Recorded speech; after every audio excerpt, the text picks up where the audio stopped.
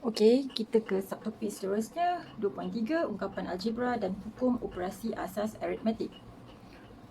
Okey, di bawah tajuk ini yang pertama kita mesti buat penambahan dan penolakan ungkapan algebra. Okey. Ini adalah contoh 14 yang awak boleh rujuk dalam buku teks dalam muka surat 34. Okey, untuk soalan 14A. Permudahkan 2x kuasa 2 tolak 2 darab 4x tambah 5. So sekarang ni ingat balik tertib operasi asas aritmetik. First kali kita mesti buat kurungan bracket of order kalau ada kuasa atau punca kuasa, lepas tu darab ataupun bahagi, kemudian tambah ataupun tolak. So dalam kes ni awak ada operasi tolak dan satu lagi operasi kurungan. Okey, cuba padam dulu. So sekarang kita buat yang dalam bracket dahulu. Yang lain kita tulis semula. So 2x kuasa 2. Okey, kita tengok yang ni kita ambil sebagai negatif 2. Negatif 2 darab dengan 4x. So negatif 2 darab 4 akan dapat negatif 8x. Negatif 2 darab positif 5, kita akan dapat negatif 10. Jadi kita tengok 2x kuasa 2 tolak 8x tolak 10. Okey, tengok semua perkali ni 2, 8 dan 10. Kalau tengok nombor-nombor ni semua boleh dibahagikan dengan 2. Jadi kita faktorkan dia dengan 2. Ingat balik macam mana nak buat. Okey, cikgu buat kat tepi ni. 2x kuasa 2 tolak 8x tolak 10. Okey, kita buat pembahagian berulang. Bahagi 2. Jadi ada x kuasa 2 tolak 8 bahagi 2 dapat 4x tolak 10 bahagi 2 akan dapat 5. Jadi yang tepi ni kita tulis di luar. Yang bawah ni semua dia akan jadi satu ungkapan. X kuasa 2 tolak 4x tolak 5. Okey. Kemudian yang ini kita boleh faktorkan dia. Ingat balik macam mana buat. Kita ambil x kuasa 2 dan negatif 5. Okey, yang ada kuasa 2 dan yang tidak ada pun boleh ubah. Jadi macam mana nak dapat x kuasa 2? X darab x. X darab x, x kuasa 2. Negatif 5. Okey, 1 darab 5, 1 positif, 1 negatif. Akan dapat negatif 5. Okey, kemudian buat pendaraban silang. X darab positif 1, positif x. X darab negatif 5, negatif 5x. Yang sebelah kanan kita tambahkan. Boleh sebab pun boleh ubah dia sama. Jadi perkali dia positif 1 tambah negatif 5. Kita akan dapat negatif 4x. Okay, check dulu sama tak. Okay, kalau sama, jadi kita boleh faktorkan dia. X tambah 1.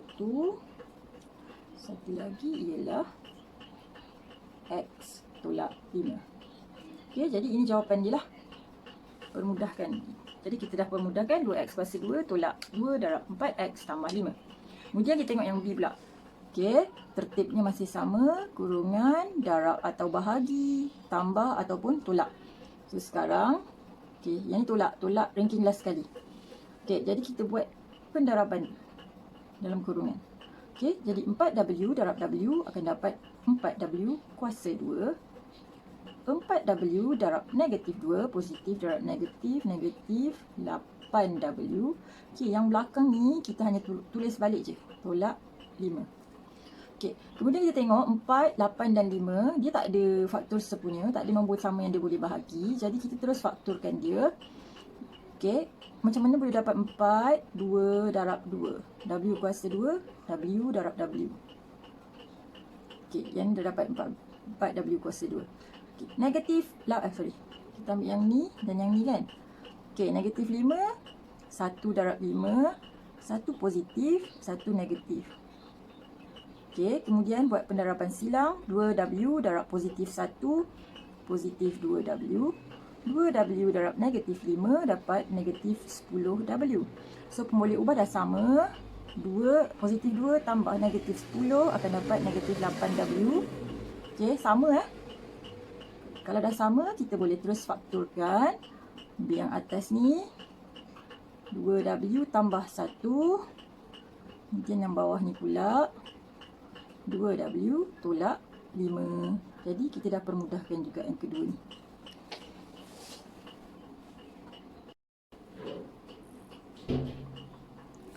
Okey, so sekarang kita boleh tengok contoh 15 dalam buku teks awak, muka surat 34, menambah atau menolak pecahan algebra dengan penyebut yang sama. Okey, ingat balik kalau dalam pecahan, atas ni pengangka, bawah ni penyebut. Jadi untuk operasi penambahan dan penolakan, penyebut dia mesti sama, baru boleh tambah ataupun tolak. So dalam kes ni, tengok yang A, dia punya penyebut dah memang sama. Kita boleh satukan dia dengan menulis penyebut yang sama tu. Okey, bahagian pengangka sebenarnya kita boleh gabungkan. Okey. Disebabkan pemboleh ubah dia sama, jadi kita boleh campurkan dia punya perkali. Jadi 4 tambah 3 ialah 7. Pemboleh ubah dia tadi sama A per 5.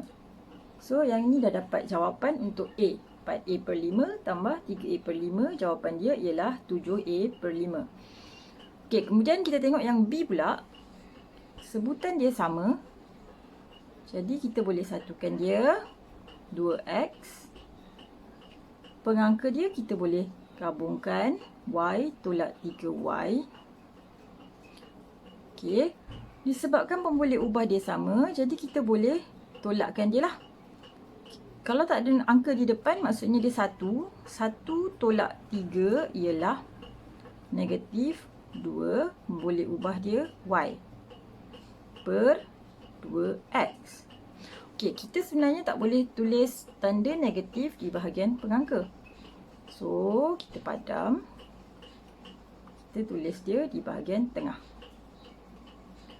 Okey, kalau awak tengok 2Y dan 2X, dua-duanya boleh dibahagikan dengan 2. Okey, so 2 bahagi 2, 1, 2 bahagi 2, 1. Jadi, nilai akhir dia ialah negatif Y per X. Jadi, ini adalah jawapan untuk Y per 2X tolak 3Y per 2X. Okey, untuk 15C, penyebutnya sama. 5W, kita boleh terus satukan. Okey, tapi kalau awak tengok dekat sini, di atas penyebut tu, pengangka dia adalah 2 sebutan. Okey, jadi kalau ada lebih daripada satu sebutan, lebih baik kita buat kurungan. Okey, jadi kurungan yang pertama, X tambah 2 tolak kurungan yang kedua, X tolak 5. Okey. Jadi, untuk yang kat depan ni, ini positif jugalah kan? Sebab tak ada tanda. Jadi, positif darab positif masih akan dapat positif. Positif darab positif lagi, masih lagi akan dapat positif 2. Okey, untuk yang sebelah sini, negatif darab positif akan dapat negatif X. Negatif darab negatif, dia akan jadi positif 5. Okey, sebab tu kita kena buat kurungan tadi. Okay, bahagian dia punya penyebut masih 5W. Okey, so sekarang ni yang ada hanyalah tambah dan tolak. Pemboleh ubah yang sama kita boleh selesaikanlah. So sekarang ni ada X dan negatif X. X tolak X akan dapat sifar. Okey, jadi dah tak ada X nanti dalam jawapan. Positif 2 tambah positif 2 tambah 5, kita akan dapat 7. 2 tambah 5, 7. Per 5W. Okey, jadi ini adalah jawapan untuk C.